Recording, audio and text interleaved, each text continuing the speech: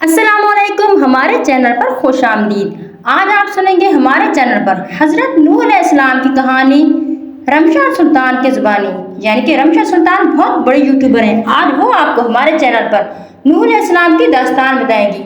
लेकिन इससे पहले हमारी आपसे गुजारिश है कि जो भी हमारे चैनल पर नए हैं हमें सब्सक्राइब कर दें। तो चलिए शुरू करते हैं। अलैहिस्सलाम की वफात के तकरीबन 1000 साल बाद नूह अलैहिस्सलाम तशरीफ लाए। आदम अलैहिस्सलाम के बाद की नस्लें बहुत नेक थीं, पर तकरीबन 1000 साल बाद शैतान ने उन लोगों को बहकाया कि कुछ नेक और बुजुर्ग लोगों को याद रखने के लिए उनके बुत बना लो। तो लोगों ने कुछ बुजुर्गों को इज्जत देने के लिए उनके बुत बना लिए। उस वक्त तो बुतों की पूजा नहीं हुई, पर कुछ नस्लों बाद के लोग आहिस्ता आहिस्ता इन बुतों को पूजने लग गए। कुफर और शिर्क आम हो गया और एक अल्लाह की इबादत बंद हो गई। तब अल्लाह ने दुनिया में नूह अलैहिस्सलाम को भेजा। उस वक्त इंसानों की उम्रें ज्यादा होती थीं और नूह अलैहिस्सलाम की उम्र तकरीबन 950 साल थी। नूह अलैहिस्सलाम ने लोगों को अल्लाह की तरफ दावत दी। सूरह नूह में अल्लाह फरमाता है, यकीनन हमने नूह को उनकी कौम की तरफ भेजा कि अपनी कौम को डराओ और खबरदार कर दो, इससे पहले कि उनके पास दर्दनाक अजाब आए। नूह अलैहिस्सलाम ने अपनी कौम से फरमाया, ए मेरी कौम, मैं तुम्हें साफ साफ डराने वाला हूँ, तो तुम अल्लाह की इबादत करो और उससे डरा करो और मेरा कहना मानो, तो वो तुम्हारे गुनाह बख्श देगा। नूह अलैहिस्सलाम तबलीग के सिलसिले में बहुत मेहनत करते थे। दिन रात लोगों के घरों और इज्तिमात में जाकर उन्हें दावत देते थे। नूह अलैहिस्सलाम लोगों को प्राइवेटली और पब्लिकली समझाते, यहाँ तक कि उन्हें ये करते करते 950 साल गुजर गए, पर सिर्फ चंद लोगों के सिवा कोई ईमान नहीं लाया। नूह अलैहिस्सलाम की कौम उनका मजाक बनाती थी और कहती थी कि अगर तुम सच्चे हो तो जिस अजाब का तुम हमसे वादा करते हो उसको ले आओ। नूह अलैहिस्सलाम की कौम साल दर साल बुराई में आगे बढ़ती गई और नूह अलैहिस्सलाम को परेशान करती रही और कोई ईमान न लाया, सिर्फ कुछ लोगों को छोड़कर। फिर अल्लाह ने नूह अलैहिस्सलाम की तरफ वही की और फरमाया, आपकी कौम में से जो ईमान ला चुका है उनके सिवा अब कोई ईमान नहीं लाएगा, बस आप उनके कामों पर गमगीन ना हो।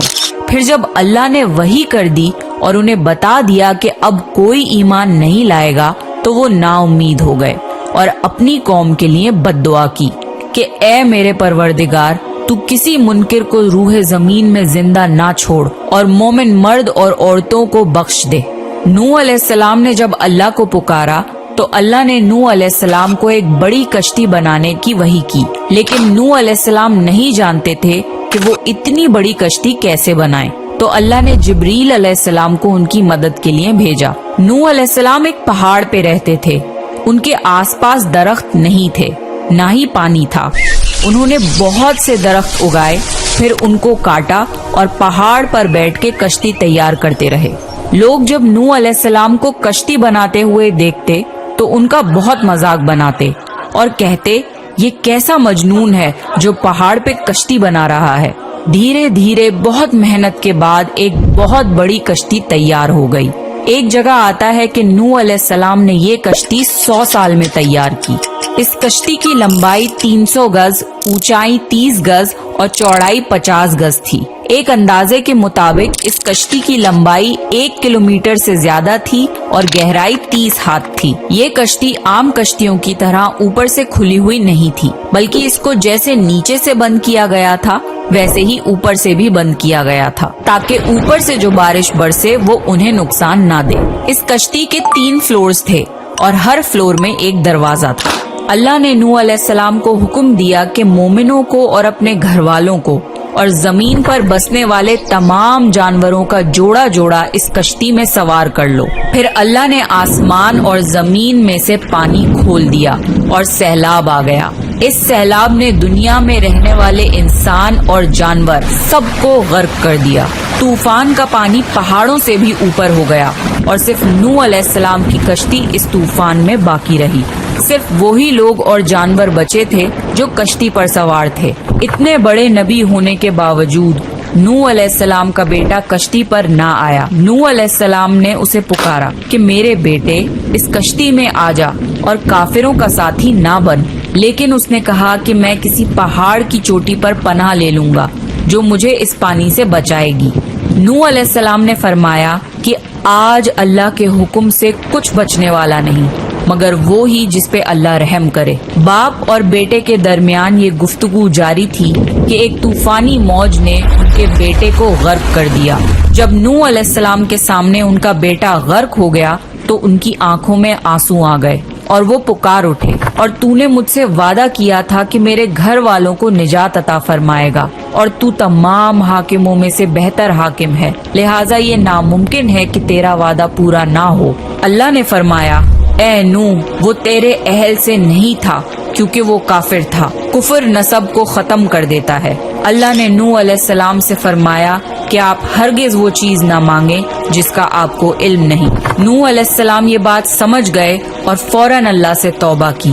فرمایا، اے میرے پروردگار، میں تیری ہی پناہ چاہتا ہوں اس بات سے کہ تجھ سے وہ مانگوں جس کا مجھے علم نہیں۔ اگر تو مجھے نہ بخشے گا اور مجھ پر رحم نہ کرے گا تو میں خرابی والوں میں ہو جاؤں گا۔ کشتی نوح علیہ السلام اور ان کے ساتھیوں اور سارے جانوروں کی نسل کو لیے پانی کی تیز لہروں پر بلندی سے چل رہی تھی، مگر زمین پر موجود ہر چیز، انسان، جانور، پرندے غرق ہو چکے تھے۔ ان میں سے کوئی باقی نہیں بچا تھا، اگر کوئی بچا تھا تو وہ تھے کشتی والے۔ نوح علیہ السلام اور ان کے ساتھی 6 مہینے تک اس کشتی میں رہے۔ آخر اللہ کے حکم سے طوفان رک گیا۔ اللہ نے زمین کو حکم دیا کہ وہ پانی نگل جائے۔ زمین نے سارا پانی نگل لیا اور زمین خشک ہو گئی اور کشتی پہاڑ پر جا کر ٹھہر گئی۔ اب انہیں حکم ہوا کہ سلامتی کے ساتھ کشتی سے اتر آئیے، آپ سب پر برکت نازل ہوگی اور ان نسلوں پر بھی جو آپ سے پیدا ہوں گی۔ پھر صرف نوح علیہ السلام سے آگے کی نسل شروع ہوئی اور زمین میں ان کی اولاد کے علاوہ کسی اور کی نسل باقی نہ رہی۔ سارے جانوروں کی نسلیں بھی یہیں سے پھر سے پیدا ہوئیں۔ نوح علیہ السلام کے 3 بیٹے تھے، سام، حام اور یافز، جن سے دنیا کی نسل آگے بڑھی۔ سام کی اولاد گندمی رنگ کی تھی۔ عرب ممالک سیریا، فلسطین اور اسرائیل کے لوگ سام کی اولاد ہیں۔ حام کی اولاد کالی رنگت کی تھی۔ افریقہ، ایبوریجنل آسٹریلیا، انڈیا، ایجپٹ اور سوڈان کے لوگ حام کی اولاد ہیں۔ گوری رنگت کے لوگ یافز کی اولاد ہیں۔ چائنا، جاپان، کوریا اور یورپ کے لوگ یافز کی نسل ہیں۔ نوح علیہ السلام کا چوتھا بیٹا جو ایمان نہ لانے کی وجہ سے برباد کر دیا گیا تھا، اس کا نام کنان تھا اور اس سے کوئی نسل آگے نہیں بڑھی۔ قرآن میں اللہ نے فرمایا، اور ہمیں نوح نے پکارا تو دیکھ لو کہ ہم کیسی اچھی دعا قبول کرنے والے ہیں۔ ہم نے اسے اور اس کے فرما برداروں کو اس زبردست مصیبت سے بچا لیا اور اس کی اولاد ہم نے باقی رہنے والی بنا دی۔ طوفان کے بعد نوح علیہ السلام 350 سال زندہ رہے، پھر نوح علیہ السلام فوت ہو گئے۔ نوح علیہ السلام کی کشتی آج بھی موجود ہے۔ ریسرچرز نے ترکی میں اس کشتی کو ڈھونڈ لیا ہے۔ قرآن میں اللہ نے فرمایا، اور بے شک ہم نے اس واقعے کو نشانی بنا کے باقی رکھا، پس ہے کوئی نصیحت حاصل کرنے والا؟ لوگ سٹوریز